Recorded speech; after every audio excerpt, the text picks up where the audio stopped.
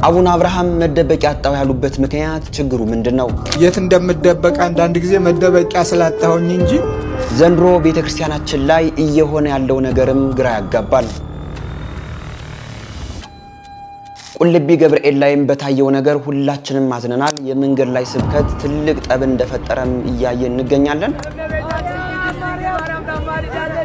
እነዚህንና ሌሎች ወቅታዊና አስተማሪ ቪዲዮዎችን ይዘናል። ሰላም እንደምናላችሁ ውድ ኦርቶዶክሳውያን ሁላችሁም እንዳላችሁበት የሰዓት አቆጣጠር እንደምናላችሁ ስለ ሁሉም ነገር እግዚአብሔር ይመስገን ልንል ይገባል። ዛሬም በወቅታዊና በአስተማሪ ቪዲዮዎች መጥተናል። ይህን ቪዲዮ ላይክ አድርጋችሁ ለምትጀምሩት እጅግ በጣም እናመሰግናለን። ባለፈው ቪዲዮአችን ላይ የሚያሸልም ኮሜንት ነበረን። አብዛኛዎቻችሁ ኮሜንት አድርጋችኋል፣ ግን እጣ የወጣለት አካውንት ይህ ነው። ባለዚህ አካውንት ታች በምትመለከተው የቴሌግራምና የቲክቶክ አካውንቶቻችን ኮንታክት በማድረግ ሽልማትን የ500 ብር ካርድ መውሰድ ትችላለ። ዛሬ የሚያሸልመው ኮሜንት ደግሞ ቤተክርስቲያን የሥርዓት ቤት ናት የሚለው ኮሜንት ይሆናል። ይህንን ኮሜንት ለምን እንዳደረጋችሁም ቪዲዮ ላይ የምትመለከቱት ይሆናል። ዛሬ ቪዲዮአችንን በዚህ ነው የምንጀምረው። ቁልቢ ገብርኤል ሂዶ አረቂ ጠጥቶ ጠላ ጠጥቶ ሰክሮ የሚደባደብ ሰው አለ። መልአኩ ቅዱስ ገብርኤል ሊባርክ ሲመጣ ይችን ምድር እንዴት ሆና ነው የሚያገኛት? እየጠጣንና እየሰከርን በስጋችን ላይ መቅሰፍትን የምንጠራ ከሆነ መቅደሱን የምናፈርሰው ከሆነ የበዓላትስ መብዛት ካልተባረክንበት በረከት ካላገኘንበት ትምህርት ካልወሰድንበት የበዓልስ ማክበር ጥቅሙ ምንድነው? አብያተ ክርስቲያናት ተሰርተው ሰፍተው ሰፊ ግቢ ኑሮ ዛፍ ተተክሎ በጣም ብዙ ወንበር ተዘግቶ የሚያምር ስቴጅ ተሰርቶ እንዲህ አይነት መድረክ ተሰርቶ የሚለወጥ ከሌለ ጥቅሙ ምንድነው? የሚቆርብበት ከሌለ የቤተ ክርስቲያን ስፋት የህንፃ ማማር ጥቅሙ ምንድነው? የጉልላት ማብረቀቅ ጥቅሙ ምንድነው? እግዚአብሔር እኮ ቸር ሆኖ ከዛኛው አይኑን ነቅሎ እናንተ ላይ ስለሚጥል እንጂ ጭፈራ ላይ ያሉትን ሰዎች ቢያይ እኮ ይቺ ምድር በዚህ ቅጽበት መጥፋት ነበረባት፣ ማለቅ ነበረብን፣ መሞት ነበረብን። እውነት ለመናገር ለዚች ሀገር ምስቅልቅል ተጠያቂዎቹ እኛ ነን። እናመሰግናለን። ቤተክርስቲያን የሥርዓት ቤት ናት ብላችሁ ኮሜንት አድርጉ ብዬ ነበር። እርሷ የሥርዓት ቤት ከሆነች ደግሞ ሥርዓት የተሰራው ለኛ ለኦርቶዶክሳውያን ነው። እንግዲህ ወደ ገዳማት ስንሄድ፣ እንደዚህ ወደ ተቀደሱ ቦታዎች ወደ ተከበሩ ቦታዎች ስንሄድ እንደነ ቁልቢ ገብርኤል አይነት ቦታዎች ሁላችንም ኦርቶዶክሳውያን ማወቅ ያለብን ነገር በምን አይነት ሥርዓት ነው መሄድ ያለብን፣ ሂደንስ ምንድነው የምናተርፈው፣ ያንን ነገር ትርፋችን ይዘን ለመመለስ ደግሞ እዛ ላይ በምን አይነት ኦርቶዶክሳዊ ሥርዓት ማሳለፍ አለብን የሚለው ነገር በደንብ ሊታሰብበት የሚገባ ጉዳይ ነው። አብዛኛዎቻችን ግን ወደ እንዲህ አይነት ቦታዎች ስንሄድ በውጭ ተሳልሞ በመጠጥ ቤቶች በምግብ ቤቶች አሳልፎ ለመምጣት ነው እንጂ በረከትን ይዘን ለመምጣት እየመሰለ አይደለም። በረከትን ለማግኘት ግን በቦታው ተሳልሞ መመለስ፣ ከዛ በኋላ ወደ ምግብ ቤት ወደ መጠጥ ቤት ሳይሆን ማስቀደስ ማህሌት መቆም ነበር ትልቁ ነገር። ግን ደግሞ ያንን ነገር እያደረግን አይደለም። ሰው ስለሄደ ብቻ በቃ ተክተልትለን እንሄዳለን። ትልቅ በረከትን የምናገኝበትን ቦታ ያለንን በረከትን እየጣልነው እየመጣን እንገኛለን።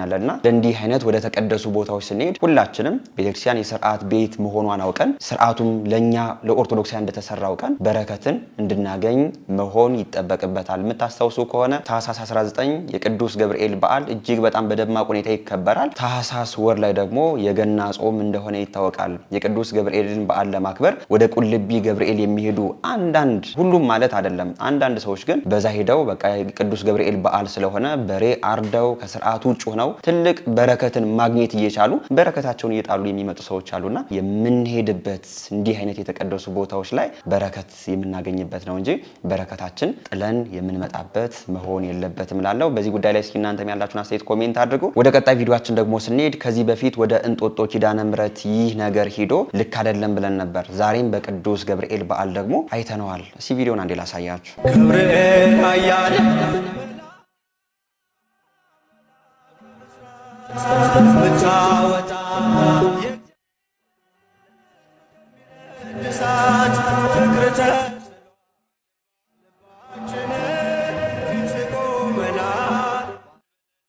የምታስታውሱ ከሆነ ከአንድ ወር በፊት ይህንን ያህል መጠን ያለው አበባ 16 ቁጥር ተጽፎበት ወደ እንጦጦ ኪዳነ ምሕረት ሲገባ አይተነዋል። በዚህ ጉዳይ ላይ በጣም ብዙ ሰዎች ሀሳባቸውን ሲሰጡ ነበር። ልክ አይደለም፣ እንደዚህ ነው፣ ኃጢአት ነው የሚሉ ነገሮች ተነስተዋል። ይህ እንግዲህ ስጦታ ምንም ኃጢአት የሚያስብለው ነገር የለም። ግን ደግሞ ለቤተክርስቲያን መባ ስናስገባ፣ ስጦታ ስናስገባ የሚጠቅም ስጦታ መሆን አለበት እንጂ ይህ አበባ ከ3 ከ4 ቀን በኋላ ረግፎ የሚጣል ነው የሚሆነው የሚል ሀሳብ እናያዝ ነው። ቤተክርስቲያን ላይ ለዕለት ተዕለት መስዋዕት የምትጠቀምባቸው በጣም ብዙ ነገሮች አሉ እንደ ዕጣን እንደ ጧፍ በጣም ብዙ ነገሮች ቤተክርስቲያን ላይ እንዲህ አይነት ነገሮችን ልናስገባ ይገባል እንጂ በዚህ መልኩ በ3 ቀን በ4 ቀን ጠውልጎ በጣም በብዙ 100 ሺህ ብር ነው ይሄ አበባ የሚገዛው። እውነት ነው ለቅዱስ ገብርኤል ያለንን ክብር ነው እየገለጸ የምንገኘው። ግን ደግሞ ለአምልኮ የምንጠቀምባቸውን ንዋየ ቅድሳትም ሆነ ሌሎች ለቤተክርስቲያን የሚጠቅሙ ነገሮችን በዚህ በገዛንበት ብር ብንገዛ መልካም ነው የሚል ሀሳብ ነው ያለኝ።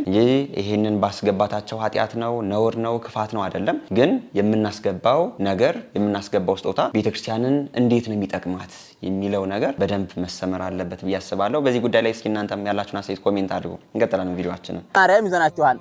አረ እኔ የምታፈኝ እመቤቴን ታልፋላችሁ አይደል? እንደው እኔን ስለፊ ሰው ነኝ።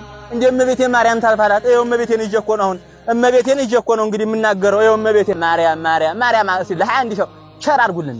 ቢቻላችሁ አዚያ ወደ ሸር አድርጉልን። ሸር ማድረግ ማስተላለፍ ያቅታችኋል፣ ማየት ያቅታችኋል። ገንዘብ ይላችሁ ተራ በጸሎታችሁ አረባማ ቤቴ ሰላማ ቤቴ አረ መቅደሳውን ማርግሽ ተለመኑን ባካችሁ ስጡን።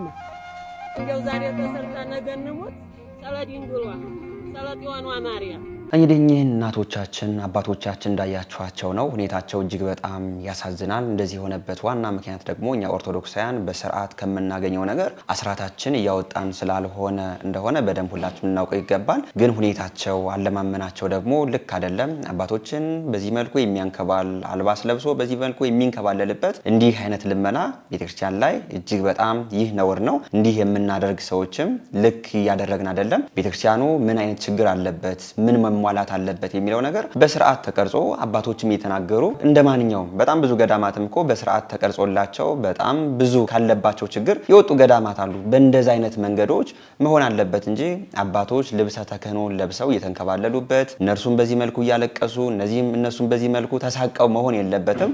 አሁን ላይ ግን የቲክቶክ ልመና በዚህ መልኩ ካልተለቀሰ ልብሰ ተክህኖ ተለብሶ ካልተንከባለለ ግብ አይመታም ወይም ደግሞ ገዳማውያን አይረዱም በሚል እሳቤ እንዲህ አይነት ነውር የሆነ ስራን እየሰራ እንገኛለንና አብሶ ደግሞ በዚህ በሶሻል ሚዲያ የአባቶችን ቪዲዮ እያመጣን እንዲረዱ የምንፈልግ ሰዎች በስርዓት ልናደርገው ይገባል። የአባቶችን ችግር በስርዓት ከዘረዘን በጣም ብዙ የአባቶችን ችግር መቅረፍ የሚፈልጉ ኦርቶዶክሳውያን አሉና ይህ ነገር ልክ አይደለም። በዚህ ጉዳይ እስኪ እናንተም ያላችሁን አስተያየት ኮሜንት አድርጉ። ከዚህም ጋር ተያይዞ ለኔና ለእናንተ ለቤተሰቦች አንድ ገዳም መልእክት ልኮልናል። የላከልን መልእክት ምንድነው? ቪዲዮውን እስኪ አንዴ ላሳያችሁ። ስለ ሁላችን የሚጸልዩ እንግዳ ተቀብሎ መሸኘት ደስታቸው የሆነላቸው በአርምሞ ክርስቶስን መስለው የሚኖሩ መነኮሳት እኛን ልጆቻቸውን ይፈልጋሉ። በሰሜን ጎንደር በጃናሞራ ወረዳ ተራሮች እቅፍ ውስጥ የሚገኘው የፈጠቆች ቅዱስ ጊዮርጊስ ወአቡነ አውስግኒዮስ አንድነት ገዳም ለዘመናት የቅዱሳን አባቶች መኖሪያ የጸሎትና የቃል ኪዳን ማረፊያ ሆኖ የቆየ ታላቅ ስፍራ ነው። ዛሬ ግን በዚህ ገዳም ውስጥ የሚኖሩት ከ15 የማይበልጡት መነኮሳት በአስቸጋሪ የኑሮ ሁኔታ ውስጥ ይገኛሉ። መነኮሳቱ የሚኖሩባቸው በዓቶች በበቂ ሁኔታ ያልተሟሉ በመሆናቸው መነኮሳቱ በብርድ በዝናብና በተለያዩ የተፈጥሮ ፈተናዎች የተፈተኑ እምነታቸውንና ገዳሙን በአደራ እየጠበቁ ይገኛሉ። ለገዳሙ ዘላቂነት ሲሉ የመነኮሳትን መኖሪያ በዓቶች ለመስራት እንዲሁም የኑሮ ውጣ ውረድን የሚቋቋም የንብ እርባታ ፕሮጀክት መጀመርን ዓላማ አድርገው ተነስተዋል። አባቶቻችን በክብርና በሰላም የሚጸልዩባቸው በዓቶች በመገንባት ከብርድና ከዝናብ እንዲጠበቁና ከመጠለያ ችግር እንዲላቀቁ ይህንን ታላቅ የቃል ኪዳን ቦታ ለማጽናት የኛ የኦርቶዶክሳውያን ድጋፍ ወሳኝ ነው። የሰጡት መባ የሰማይ መዝገብ፣ የዋሉትም ገንዘብ ለትውልድ የሚተርፍ ታሪክ ነው። ለገዳሙ ድጋፎን በንግድ ባንክ የገዳሙ አካውንት ማበርከት ይችላሉ። እነርሱ ስለኛ በጸሎት ይተጋሉ፣ እኛ ደግሞ ለገዳማቸው በደግነት እንድረስላቸው። እንግዲህ አባቶቻችን የላኩልን መልእክት ይህንን የሚመስለው ሁላችንም ኦርቶዶክሳውያን የነዚህን አባቶች ችግር ሁላችንም ተባብረን ልንቀርፍ ይገባናል። የተቻልነውን እንግዲህ ገዳማያኑ ባስቀመጡት አካውንት እንርዳቸው። ቪዲዮአችን እንቀጥላለን። ብራቮ ብራቮ ብራቮ! ጎበዝ ጎበዝ ጎበዝ ጎበዝ! በጣም የኛ አንበሳ የሚል ሰው አለ። መቼም ስቴዲየም ሰምታችሁትና ሰው ሲሮጥ እንዲህ የሚል ሰው አለ። ብራቮ ብራቮ ብራቮ! ጎበዝ ጎበዝ ጎበዝ ጎበዝ! በጣም የኛ አንበሳ የሚል ሰው አለ። ከዛ ደግሞ አንተ ከርፋፋ እንደዚህ ነው የምትሮጠው፣ አንተ ወልጋዳ እግር፣ አንተ እንትን የሚል ሰው አለ። አሁን ይህ ሰውዬ ብራቮ ብራቮ ብራቮ ቴንኪው አድናቂዎች አመሰግናለሁ። አንተ ከርፋፋ ምን አገባ እያለ ይሮጣል። እንደዛ እያለ ቢሮጥ ምን ይሆናል ሰውየው? ነገር እንጂ ይቀደማል ማለት ነው። ጉዳዩን አይኑን ማድረግ ያለበት ወደ ማን ነው? ወደሚሮጥበት የሚያሸንፈው ነው። የሚደርስ የሚቀበላት ሜዳሊያ ነው። ስለዚህ ነቀፋ የማያጨማድድህ ምስጋና የማያዘልልህ ሆነ ክርስቶስን እያየህ ሩጥ። መልካሙ ሩጫ ማለት እሱ ነው። ክርስቶስን እያየህ ሩጥ እንጂ ሲያመሰግኑ ሰው ሲል ተመስገን የምትል ከሆነ ከዛ ደግሞ መጥተው ደግሞ ውርጅብኝ ከሆነ የዚህ ዓለም ሰው የዋዛ መስሎችው። አሁን አንዳንድ ሰው ምን ይላል? ያው እንግዲህ ከዛሬ ጀምሮ ስለተዋወቅን ደስ ብሎኛል፣ አብረን የምንኖረው አብረን ለመኖር መጀመሪያ እኔ የማልወዳቸውን ነገሮች ላስተዋውቅ። አንደኛ እኔ እንትን የሚያደርግ ሰው አልወድም፣ ሁለተኛ ደግሞ እንደዚህ የሚያደርግ አልወድም ሲል ከዚያ በኋላ ያ ሰውዬ በበሸቀው ቀን እነማንን ያደርጋቸዋል? እነዚህ አልወድም ያላቸውን ነገሮች ያደርጋቸዋል። ሰው ብሩክ ነው ሰው። ስለዚህ እንደዚያ ያደርጋል። ስለዚህ ዋናው ነገር በቃ ተደራጊ አትሁን ማለት አድራጊ፣ ተደራጊ፣ ተደራራጊ፣ አስደራጊ የሚባል አለ በዚህ በቅኔ ቋንቋ። ተደራጊ አትሁን። አንተ ዝም ብለህ ከውስጥ ወደ ውጭ ኑር ነው። ከልብህ ወደ ዓለም ኑር፣ ከዓለም ወደ ልብህ አትኑር። ሰዎች አመሰገኑም ነቀፉም ምንም አትበል። ዝም ብለህ ክርስቶስን እያየህ ሩጥ። ሊያሳስብህ የሚገባው ከክርስቶስ ጋር ያለው መስመር እንዳይበላሽ ብቻ ነው። እነዚያን መስመሮችን አስተካክል። ክርስቶስን እያዩ መሮጥ ማለት አባታችን ቃለ ሕይወት ያሰማልን። ሁላችንም ክርስቶስን እያየን ለመሮጥ እግዚአብሔር ይርዳን እንላለን። ወደ ቀጣይ ቪዲዮአችን ደግሞ ስንሄድ ቅድም ኮሜንት ላይ አሁንም ምንድን ነው ያልኩት? ቤተክርስቲያን የስርዓት ቤት ናት የሚል ኮሜንት አድርጉ ብያለሁ። እንደገና ደገምኩት። ያልኩበት የራሱ ምክንያት አለው ብያችኋለሁ። እስኪ እነዚህን ቪዲዮዎችም አይተን እንመለስ። አንተ ማማለድ ትችላለህ። እቺ ቅድስት ንጹህ ግን ማማለዳችን ፓስተር ያማልዳል። እቺ የክርስቶስ እግዚአብሔር የሆነች እናታችን አታማል። ሁለት አይነት ልጅ አለ። ይሄን ንገረኝ። አንዱ ዋጋ መክፈል ነው፣ አንዱ ደግሞ ማስታረቅ። አንደኛው ዋጋ መክፈል ያልኩ ኢየሱስ ክርስቶስ ለኛ ያማለደ ምልጃ ነው። እኛ ኃጢአተኞች ነን እና ጌታችን መድኃኒታችን ኢየሱስ ክርስቶስ ለኛ ሲል ከሰማይ ሰማይ ወርዶ ተሰቅሎ መስቀል ላይ አዳነን አይደል? ይሄኛ ምልጃ ምን ይባላል? ዋጋ መክፈል። ዋጋ ከፈለ ተግባባን። ላሳይ ጌታችን ኢየሱስ ክርስቶስ ያደረገውን በምሳሌ ላሳይ። እኔ አንድ ሱቅ ላይ ሄድኩ። አንድ ሱቅ ላይ ሄጄ ከባለቤቱ ጋር እቃ ወይም ምግብ አዘዝኩኝና ምግቡን በላው። በልቼ ሂሳብ ሲጠይቀኝ ሂሳብ የለኝ። ከባለ ሱቅ ጋር ተጣላን። እየተጣላን ያለ አንተ መጣህና ሂሳቡን ሰጠህ አስታረከን አለ። ይሄ አንተ ለኔ ምን አረክልኝ? አስታረከኝ፣ አማለድከኝ አይደል? ብቻ ነው ይሄ ዋጋ ከፈልክልኝ። አዎ ጌታችን መድኃኒታችን ለኛ እንዲህ አድርጎ ዋጋ ከፍሎ አማለደ። እሺ እኔ እናንተ አሁን ደግሞ ሌላኛው ልጅ ደግሞ ልመና ምን ነው? እኔ እናንተ ተጣላን። እኔ እናንተ ስንጣላ ጊዜ እየተጣላን እናት መጣች። ልጅ ሆይ ይሄ ጠባ ያስፈልግህምና እባክህ ታረቅ አለች። እናትን ሰማታለች። እሺ ትላታለች። ከዛ በዚህኛው ምልጃ ታረቅን። የታረቅን ጊዜ ይሄ ምን ይባላል? እሷ ለምናን ያሳረቀች አይደል? እናቱ ጋር ለምና ያሳረቀች እቺ ልጅት ለልጇ እንዴት ለምን አታማልድ? እኔ ብቻ አይደለም እመቤታችን ቅድስት ድንግል ማርያም ታማልዳለች የሚሉ ከጎኔ ሆኑ። እመቤታችን ቅድስት ድንግል ከጎኔ ሆኑ። በምልጃዋ የምታምኑ ከጎኔ ሆኑ። እሺ አሁን አስረዳኝ። ኦኬ ስሪና ወራብ። እሺ ሁለት ጥያቄ መልስ። እሱ ነው የመለስካለው። እንዲህ አይነት ነገሮች ልክ የሆነ የሚመስለን በጣም ብዙ ኦርቶዶክሳውያን አለን። ግን ደግሞ ልጁ እያደረገ ያለው ነገር ልክ አይደለም። ቤተክርስቲያናችን የራሷ ስርዓት አላት፣ ልጆቿን የምታስተምርበት የምትሰብክበት። እኛም ኦርቶዶክሳውያን ስለ ቅዱሳኑ ስለ ጌታችንን ስለ መድኃኒታችን ስለ ኢየሱስ ክርስቶስ የምንነጋገርበት የራሱ ቦታ አለው እንጂ በዚህ መልኩ ከመናፍቃኑ ጋር በጠብም ሆነ በእንዲህም ሆነ የምናደርግበት ምንም አይነት ምክንያት የለም። ይህ ከቤተክርስቲያናችን ስርዓት ውጭ ነው። በመንገድ ላይ ስብከት መናፍቃኑ በሚያደርጉት ነገር እጅግ በጣም ተመረናል። ይህ ነገር ልክ አይደለም ብለን እኛ ስንናገር ነበር። የኛ ልጆች ደግሞ በዚህ መልኩ የእመቤታችንን ስዕል ይዘው መውጣታቸው ልክ ነው ብለን የምንቀበለውም አይደለም። እንደዚህ አይነት ሰዎች እያደረጉት ያለው ነገር እውነት የእመቤታችንን አማላጅነቷን ፍቅሯን መመስከር ሳይሆን እንዲህ ሲያደርጉ እኛም ላይክ እናረጋቸዋለን፣ ፎሎ እናረጋቸዋለን። እነርሱ ያደረጉት ያለው ነገር ከቤተክርስቲያን ስርዓት ውጭ ነው ፎሎና ላይክ መሰብሰቢያ ነው እንግዲህ እያደረጉት የሚገኘውና ሁለተኛ ቆሮንቶስ ምዕራፍ 5 ቁጥር 19 ላይ እንደዚህ ይላል። ነይ ነይ ማርያም ነይ ነይ ቤዛዊ የሚፈልጉት ያነበብኩ ነው ያለሁት። ማርያም ነይ ነይ ቤዛዊ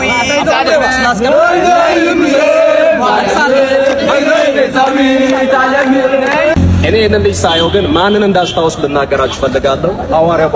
ሐዋርያው ጳውሎስ ለሃይማኖቱ በጣም ቀናተኛ ሰውራት ስሪት ለሃይማኖቱ ብሎ መገደል ካለበትም ይገድላል። ለምሳሌ እስጢፋኖስን ሳይቀር ያው እንግዲህ እንዳያችሁት ነው የፕሮቴስታንቱ ልጅ ሁለተኛ ቆሮንቶስ ምዕራፍ 5 ብሎ ሲጀምር ቃሉን ሳይጨርሰው ልጁ ነይ ነይ እምዬ ማርያም ብሎ ያው ሲያዘምር እያየነው እንገኛለን። ከኋላ ያሉት ሰዎችም ሲዘምሩ ነው እያየናቸው የምንገኘው። ይህ እውነተኛ ኦርቶዶክሳዊ ከሆነ ኦርቶዶክሳዊ እውቀት አለኝ ብሎ እነርሱንም ለመከራከር ከወጣ ቃሉን የሚሉትን ነገር ሰምቶ ቤተክርስቲያን አስተምሯ እንደዚህ ነው ልክ የሆነው ነገር ይህ ነው ብሎ የቤተክርስቲያንን እውነተኛ አስተምሮ በስርዓት ማስተማር አለበት እንጂ ግን ልጁ የሚመሰክረውን ነገር የወጣበትን ነገር እንኳን እመቤታችን አማላጅነቷ ከዚህ አንጻር ነው አንተም ያነሳው የመጽሐፍ ቅዱስ ጥቅስን ቤተክርስቲያን በእንዲህ አይነት መልኩ ነው የምታስተምረው ብሎ በስርዓት ሊያስረዳ ይገባል እንጂ በዚህ መልኩ መሆኑ ከቤተክርስቲያን ስርዓትም ውጭ ነው። ልጁ እያደረገ ያለው ነገር መፎካከር በቃ ይሄ እነርሱ በሚናገሩበት ሂደው ነይ ነይ እምዬ ማርያም ማለት ግን ሁላችንም ኦርቶዶክሳውያን መናፍቃንን ስናስተምር ወይም ደግሞ እነርሱ እንከራከራለን ስንል እውነተኛ ቤተክርስቲያኗን አስተምሮ ጥንቅቅ አድርገን ማወቅ ይጠበቅብናል። ካልሆነ ግን እኛ ለምናገረው ነገር ወይም ደግሞ እኛ በመሰለኝና በደሳለኝ የምናገራት አንዲት ቃል ሌላ ሰውን እንደምታጠፋ በደንብ ልናውቀው ይገባላለው። ልጁ እያደረገ ያለው ነገር ከቤተክርስቲያን ስርዓት ውጭ ነው። ከነርሱ ጋር መፎካከሩ ስዕል አድኖ ይዞ ወደዚህ እንትን ማለት ሁሉ ለቲክቶክ ፎሎና ላይክ መሰብሰቢያ እንደሆነ ግን በዚሁ እያየነው እንገኛለን። እንዲህ አይነት ነገሮችን ስታዩ ቲክቶክ ላይ ላይክ አታድርጉ፣ ሰዎችን ፎሎ አታድርጓቸው። ቪዲዮ መስራት ከፈለጉ ሌላ ኮንተንት ቀይረው እንዲሰሩ የምታውቋቸው ሰዎች ምከሯቸው ነው የምለው። ወደ ቀጣይ ቪዲዮአችን ደግሞ ስንሄድ አንዲት እህታችን ይህን ሰሞን በጣም መነጋገሪያ ነበረች። ከሙስሊም ወደ ኦርቶዶክስን የመጣሁት ብላ በሎዛ ሚዲያ ላይ ምስክርነቷን ስትሰጥ ነበር። እንደገና ደግሞ ከአንድ ቀን በኋላ አፍዘዊ ነው አደንዘዊ ነው ኤአይ ነው የሚሉ ሀሳቦችን በጣም ብዙ የእስልምና እምነት ተከታዮችና እርሷም ስታነሳ እንደነበር ሁላችንም የምናስታውሰው ነው። ዛሬ ደግሞ በእነርሱ በእስላማዊ ሚዲያ ላይ ቀርባ እጅግ በጣም አወዛጋቢ የሆኑ ነገሮችን ስታነሳ ነበር። እሺ ከእነርሱ መካከል አንዱን ላሳያችሁ። ለወንድ ልጅ አራት ለምን ለሴት ላንቺ ለምን ለሴቶች ለምን ተፈቀደ እንዴ? ሴት ልጅ ኒካ ማሰራት ትችልም የመጀመሪያው አይደል? ብታገባ አራት ምን ይፈጠራል? ምን ይሆን? ምን ችግር አለ? ሎጂካሊ ምን እንደው ደስ አይልም። አይ ሎጂካሊ ከሆነ እኔ በዛ ቦታ ሳይ በጣም ደስ አይልም። ለወንድ ግን የተፈቀደበት ብሎ በተደጋጋሚ አባት የሚነግረኝ ነገር ነበር። የመጀመሪያው የቲሞች ያላባት እንዲያድጉ ነው። ሁለተኛ ደግሞ ባሎቻቸው የሞቱባቸው በጅሃድ ጊዜ ምናምን እነሱ ያለባል ወይንም ወደ ሌላ አልተፈለገ እንትን እንዳይሄዱ ነው ብሎ ይነግረኝ ነበር። እና እኔ ጥያቄ የለኝም። ጓደኞችም ይነግሩሃል። እንደውም የኔ ባል ሁለተኛና ሶስተኛ ያገባል ድረዋለሁ ምን አይነት ሰው ነኝ። ፋዘር ሁለተኛ ሚስት አላቸው የለው እኮ ለምን ሴት ልጅ አራት አልተፈቀደላትም የሚል ሐሳብ የለሽም? ባዚው ሁለተኛ ሚስት አለው አባቴ ብለን ቪዲዮ ላይ ነው ወላሂ ሰምተውት አንድ ባል አራት ሴት ቢያገባ የሚወልደው ልጅ ይታወቃል። ከየት የእሱ አንዱ ወላጅ አባቱም እናቱም ይታወቃል አይደል? አንድ ሴት አራት ባል ብታገባ ከማን እንዳረገዘች በምን ልታውቅ ትችላለች? አይታወቅም። ስለዚህ መልስ ሊሆን ይችላል። አንቺ ግን አሁን አራቱንም ጥያቄ ባይዘው ሊስታው ታርጋቸዋል። ብዙ ጥያቄ አስተያየው ማንሳቱ ብዙም አይደለም፣ ግን እንዳልኩት ለተመልካቾችና አይደል እስላም ላይ ለተቃጣው ጥያቄ ግን በቂ የሆነ መልስ ይዘን ምን ቀርብ ይሆናል። አሁን አንቺን እንትን ብንልሽ እንዳልከው እስላም ላይ ራሱ ያችኛው በደንብ ጠንከር ያለ እንትን አላት ነገር ስሙ ነው እስልምና እኔ ላይ ያለው ብዬ ነው የማስበው። ምክንያቱም ቁርአን ከመቅራት ሶላት በግዳጅ ከመስገድ ቢያምሽም ስገጅ ከመባል የተነሳ አኗኗሪ ወደዛኛው እንትን ይል ነው ማለት ሱሪ እንደማይፈቀድ አውቃለሁ፣ ግን እኔ ሱሪ የምለብስ አይነት ልጅ ነኝ። ከጓደኞችሽ ጋር በጨዋታ መሀል እኔ ክርስቲያን ነኝ እንዲያልሽበት አጋጣሚ አንቺ ነፍስሽ እያወቀ እንደው ለጨዋታ አንዳንዴ ምን ቲኔጅ ላይ ስንሆን ይመጣል አይደል?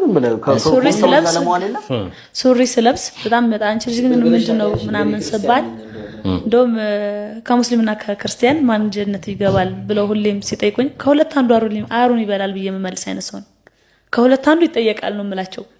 ምክንያቱም በዙሪያ ያሉት እነሱ ስለሆኑ ሱሪ ለብሼ ከሱሪ ከለበሱ ልጆች ጋር ሆኜ የእናንተ ነው የኛ ነው አለንም። እንደሰማችኋት ነው ቼታችን አሁንም ቢሆን አወዛጋቢ የሆኑ ምላሾችን እየሰጠች እያየናት እንገኛለን። በዚህ ኢንተርቪው ላይ ደግሞ ቀርባ ስለ እስልምና ምንም ነገር እንደማታውቅ ክርስትና ላይ ምንም አይነት ነገርም ገብታም እንደማታውቅ እውቀትም እንደሌላት ራሷ ትናገር የሰማናት እንገኛለን። ሎዛ ሚዲያ ላይ ደግሞ ቀርባ እስልምናው እንደዚህ ነው፣ ክርስትናው እንደዚህ ነው፣ የእስልምናው ስተቱ እንደዚህ ነው የሚሉ ሀሳቦችን ስታነሳ ነበርና አሁንም ቢሆን እየሆነ ያለው ነገር በዚህ ልጅ ላይ ድራማ እንደሆነ ተገዳም ይህንን ነገር እያደረገችው እንደሆነ የሚያሳይ ነገር ነው ማለት ነው። የሚገርማችሁ ነገር ወንድ ልጅ ለምንድነው 4 ሚስት ማግባት የተፈቀደለት ሴት ልጅ ደግሞ ለምንድነው 4 ያልተፈቀደላት በሚለው ጉዳይ ሰውየው ሲመልስ የነበረውን ሰምታችሁታል አይደል? ሴት ልጅ በቃ 4 ባል ብታገባ ከየትኛው እንደጸነሰች ማወቅ ትችላለች። ወንድ ልጅ ግን 4 ሚስት ቢያገባ ችግር የለውም በቃ የዚህን ያህል ወንድ ልጅ ማርገዝ ስለማይችል አይነት ሐሳብ ነው ሲያነሱ የነበሩት ማለት ነውና ይሄን ያህል የሚሰጡትም መልስ ማሳማኝ አይደለም። ልጅቱም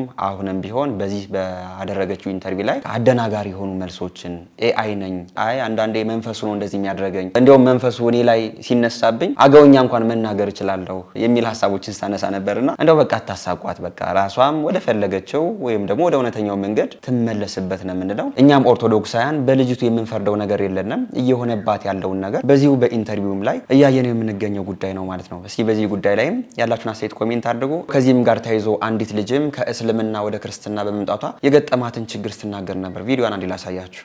3 ዓመት ሙሉ ከገዳም ሳትወጪ እዛው ነው የኖርሽው? እንደውም አልወጣሽም? ወጥቻለሁ። በመሀል ወጥቼ ቤተሰብ ገጅ ነበር። እንደዚህ በቃ ችግሩ ሲበዛብኝ ሄድኩኝና ከዛ እዛ ሄጄም ብዙ ፈተና ነበረ። እዛ ሄጄ ነበርና እዛ ከሄድኩኝ በኋላ ስገባ ነጠላ ለብሼ ነው የገባሁት። አላውቅም እቤት ስገባ ማለት ነው። ዝም ብዬ እንደዚህ ነጠላ ለብሼ ነው የገባሁት። ከዛ ሲሄድ ዘመድ አዝማድ ተሰብስቦ ነበረ። ከዛ አንድ ወንድም የተነሳና ሁሉንም ሰላም ብዬ እንትን ካልኩኝ በኋላ ነጠላው እንዲህ ከላይ ላይ ጎተተ ማለት ነው። ከዛ ምንድነው ደግሞ ብለሽ ደግሞ ነጠላ ለብሰሽ መምጣት ጀመርሽ እንደ ስቴጅ እንደዚህ አልነበርሽም። ስቴጅ በእስልምና ሄደሽ ስትመጪ በክርስትና ምን አይነት ህይወት ነው አለ። ከዛ እንደዛ ብሎ ምናምን በቃ ብዙ ፈተና ደርሶብኝ ነበረ እና ስገባ ደግሞ የሆነ ዝግጅት ምናምን አድርገው ነበር የጠበቁኝ። አርደው ምናምን ካልበላሽ ምናምን ብለው ሲያስጨንቁኝ ነበር። ከዛ ይሄን አልበላም እኔ ተከልክያለሁ ምናምን ስላቸው አይቻልም ትበያለሽ ምናምን አሉ። ከዛ አልበላም በቃ ካልሆነ ወይ ክርሽን አንገትሽን እበጥሳለሁ አለ። የፈለከውን አድርግ አልኩት። ከዛ በጥፊ መታኝ ማለት ነው።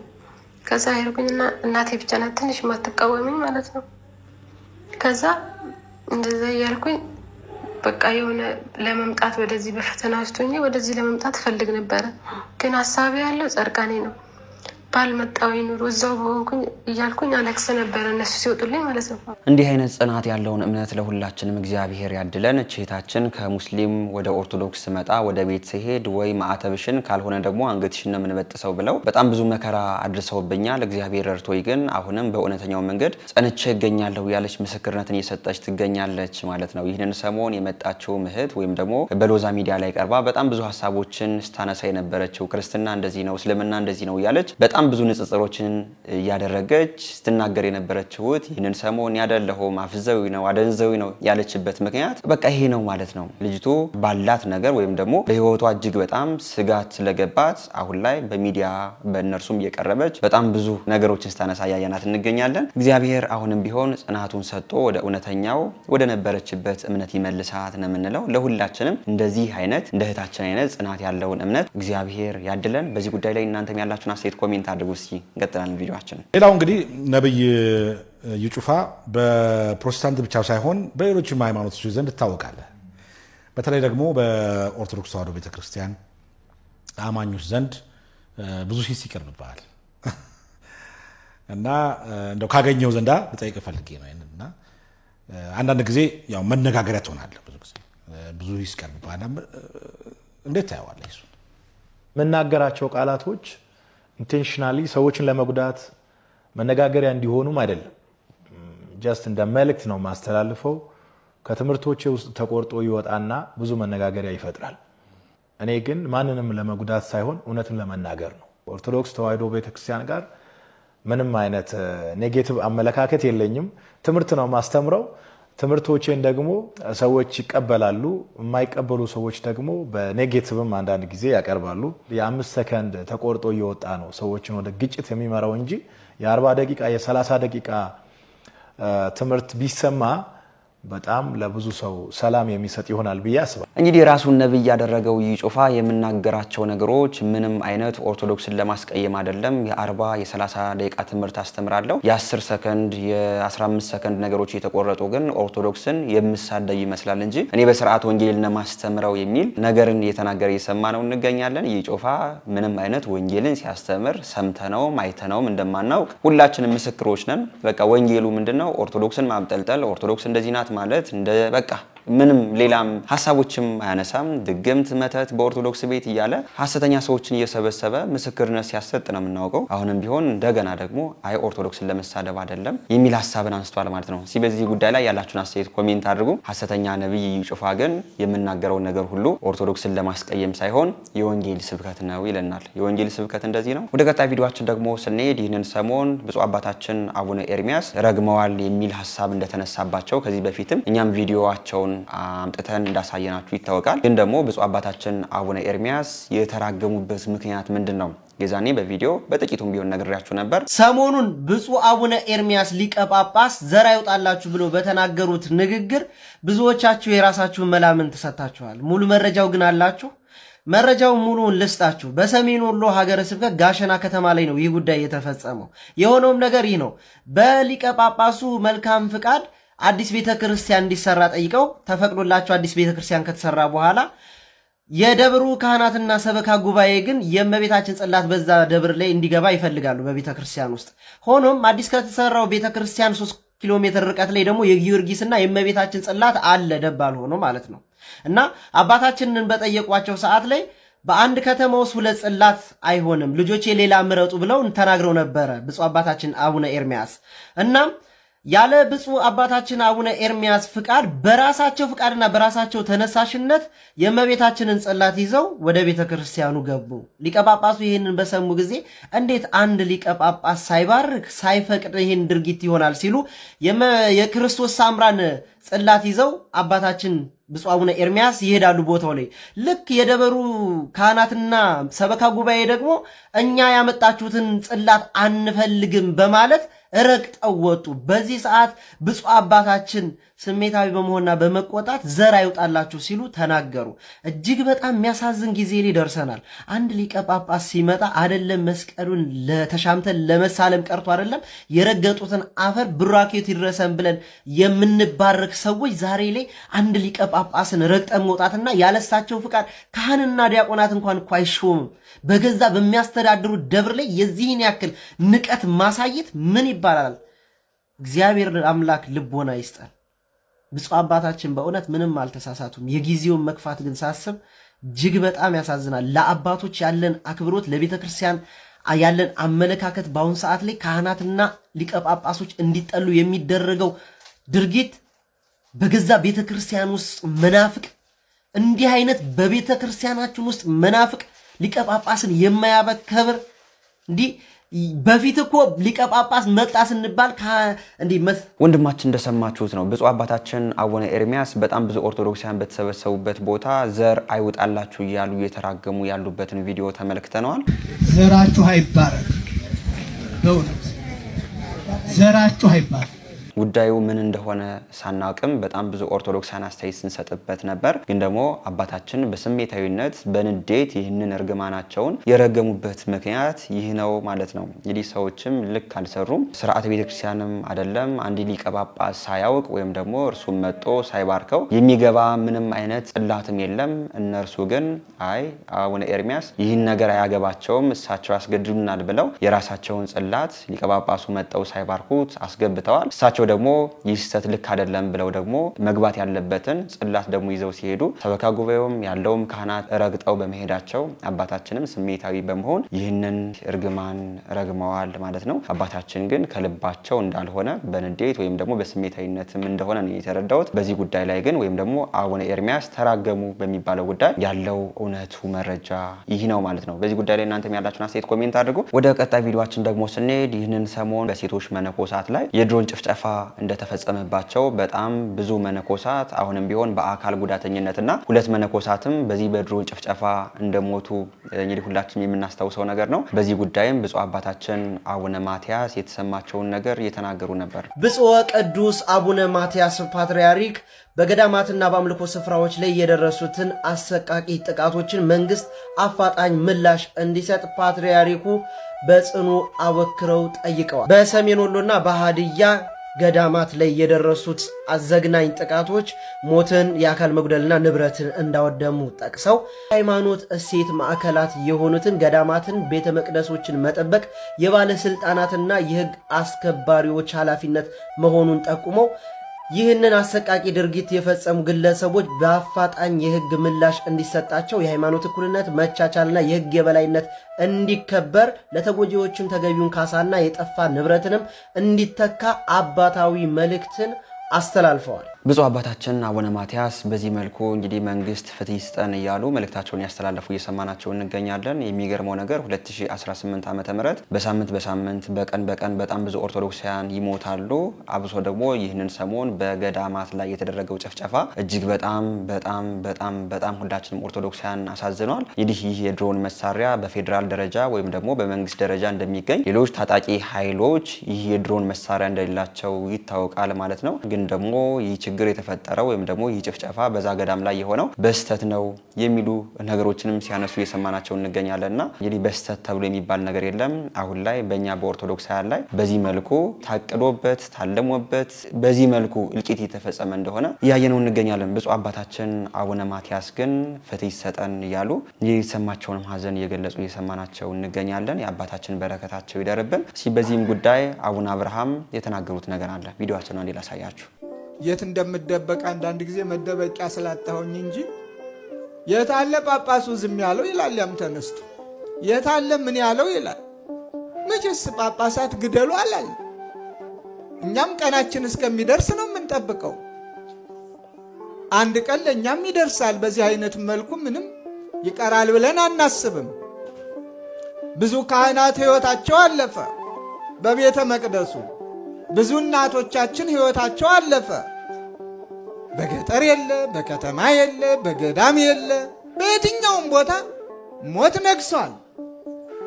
ስለዚህ እንደ ቅዱስ ቂርቆስ ይትፍሬ ነበልባለ እሳት የጊዜውን ጸዋትወ መከራ ሳንሰቀቅ ሳንፈራ የጊዜውን ውጣ ውረድ እንደምንም ሳንቆጥረው በሃይማኖታችን ራሳችንን አጎልብተንና አጎልምሰን ምድራዊውን ሳይሆን ሰማያዊውን መንግስት በመናፈቅ አትፍሪ፣ አትፍራ፣ አንፍራ በማለት ልንሰራው የሚገባንን በጸሎት ጽሙዳን ሁነን ከመጠባበቅ በስተቀር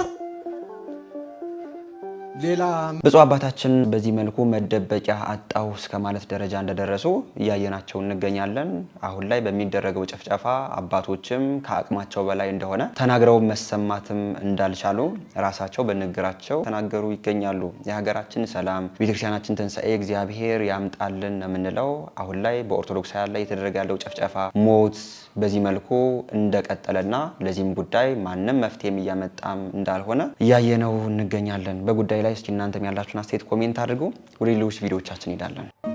አንዳንድ ወጣቶች ማግባት አልፈልግም፣ ትዳር እንደነገሌ ከሆነ ጥንቅር ብለው ይቅር ብለው እንደ ቆሜ ልቅር ያሉ አሉ።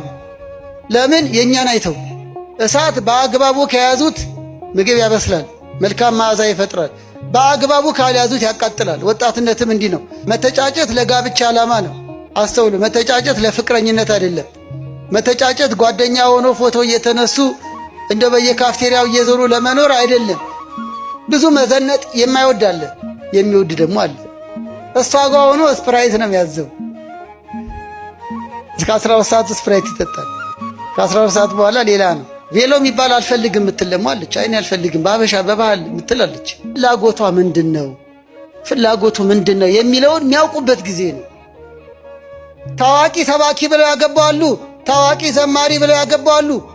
አሁን ግን እንጃላቸው እግዚአብሔር ይሆናቸው። እንደዚህ ያለ አይነት ነው። አንዳንዴ ነጭ ነጩ የሚባለው ነገር ጥሩ ነው። መተጫጨት ማለት መጋባት አይደለም። በዋዜማው ሊቋረጥ ይችላል ካልተግባቡ፣ እግዚአብሔር ካልፈቀደ፣ ሁኔታዎች ካላግባባቸው። ስለዚህ ዓላማቸው ለቅዱስ ጋብቻ ከሆነ እግዚአብሔር ፈቅዷል። ዓላማቸው ንብረት ላይ፣ ቁመና ላይ፣ መኝታ ላይ፣ መጫወት ላይ ብቻ ከሆነ እግዚአብሔር አልፈቀደም። ደስ ሳይሉት የበሉትም ጤና አይሆንም እንኳን ያገቡት። የሚወድሽን አግቢ፣ የምትወዳትን በመንፈሳዊ ሥርዓት አግባ እያለ ነው። ቅድመ ጋብቻ የአኗኗራቸውን ፍላጎት አለመነጋገር ትዳር ላይ ፈተና ያመጣል። ሻይ የጋበዘ ሁሉ ባል አይሆንም። ልብ ድካም እንዳይዛቸው። አንዳንዶቹ ነገ እንጋባለን፣ እንደው ብንላፋ ምን ችግር አለ? እንደው ብንሳሳ ምን ችግር አለ? ችግርማ አለው ወንድሞቼ። የምታጫዋት ልጅ ከሰማይ የወረደች አይደለችም፣ ምድራዊ ነች። ጠንካራ ጎን እንደሚኖራት ሁሉ ደካማ ጠባይም ሊኖራት ይችላል። አንዳንዱ ደግሞ ፍርድ ቤት አልሄደም እንጂ ቤቱ የተፋታ ብዙ ነው። ያጨሽ ጓደኛሽ አመለካከትሽን አግኝቶታል? አይምሮሽን፣ አስተሳሰብሽን ወዶታል? መርምሪ። ወይስ ቁመናሽን ብቻ ነው? ትዳር ዕውቀት ይፈልጋል። በይበልጥ እህቶች የሰማችሁ ነው። እሺ ለማለትም አትቸኩልም። ዝም ብሎ እንደ ዳህ ስጥ ዝም ብሎ መዘገን የለም። ደጅ የምታስጠኙ ግን በኩራት በትዕቢት አይደለም። ምንድነው ልምድ፣ የጸሎት ልምድ፣ መንፈሳዊ አቋምህ፣ ውሎ የት ነው? ምሽት የት ነው? ልዩ ጉባኤ እንላለን፣ ልዩ ሕይወት ጠፍቷል። መንፈሳዊ ጉባኤ እንላለን፣ መንፈሳዊ ሕይወት ተጓድሏል። አስራት ክፈሉ፣ ምጽዋት መጽውቱ እንላለን፣ ቤታችሁ ግን ባዶ ሆኗል። ሰላም የለም፣ ፍቅር የለም፣ የጋብቻ መግባባት የለም። እዚህ ደግ ደና በጎ እንመስላለን፣ ቤታችን ግን ቀጋ ነን። የውጪ አልጋ የቤት ቀጋ በዝቷል። አባታችን እናመሰግናለን። ቃለ ሕይወት ያሰማልን። ለሁላችንም ትልቅ ምክር ነው፣ አብሶ ደግሞ ለእህቶቻችን። ቪዲዮ እንቀጥላለን። ድሮ እንደዛ የጓጓንለት ስልክ ዛሬ ምን እንዳደረግን ታውቃላችሁ? አረ ሹል አንድ ነገር ልንገራችሁ። ሁላችንም ከስልካችን መላቀቅ እንፈልጋለን ነው። ምን ላድርገው የምንለው ነገር ነው ስልካችን። ግን ያኔ ሲላችኋል ስማርትፎን ምናምን ቤተሰቦቻችን የነበረ ነገር ጌም ነበር የምንጫወተው እኮ ምንም አናውቅም ነበር። አሁን ነፍሳችንን አሳስሮ ቁጭ አድርጎናል። እንዴት ልትሆው ነው? ሁሉ ነገራችን ሆኗል። ኃጢአቱን የጀመርነው በዛ ነው። ክፋቱን የጀመርነው በዛ ነው። እግዚአብሔርን የሚያስተውን እሱ። እስኪ ማንም ከእናንተ ማለት አይናችንን ጨፍነን ጠዋት ስንነቃ እንዲህ በዳበሳ የምንፈልገው መዝሙረ ዳዊት ነው። ግን አንድ አይናችን ሳንገልጥ እንዲህ አንድ አይናችን አረ ቼክ የምናደርግ አይለየንም የትም ቦታ እና ሳናስበው የገባንባቸው ነገሮች ጥሩ ናቸው ብለን የጀመርናቸው ነገሮች በጣም ነፍሳችንን አስረው አጥቁረው አይን ከተባለችው ከደስታ ከራቀን ቆይተናል። ስንስቅም ፌክ ነው፣ ስንደሰትም ፌክ ነው። ሶሻል ባትሪያችን ሞቷል። አሁን ከሰው ጋር መቀላቀል ፍላጎታችሁ እንዴ? ይሄ ሁሉ ነገር የኃጢአት መንስኤ ግን እግዚአብሔር ቃል ገብቶልናል።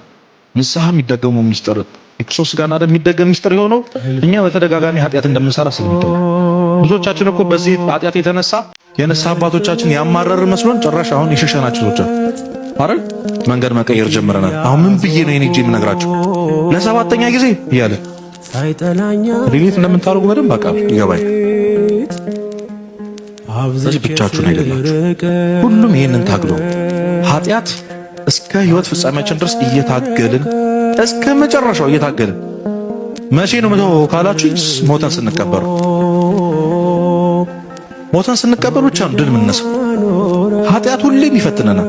በዚህ መሃል ትልቁ ነገር ግን መነሳት። ለዛ ነው ቅዱስ ዮሐንስ አፈወርቅ መውደቅ አዳማዊ ነው፣ ከወደቁበት አለመነሳት ግን ዲያብሎሳዊ ነው ይላል። እየሰማችሁ ነው? መውደቅ ምናዊ ነው? አዳማዊ ማለት ሰዋዊ ነው። በቃ ሰው ስለሆንክም እግዚአብሔር ስለወደቅ አይደለም የሚከፋው ስላልተነሳ።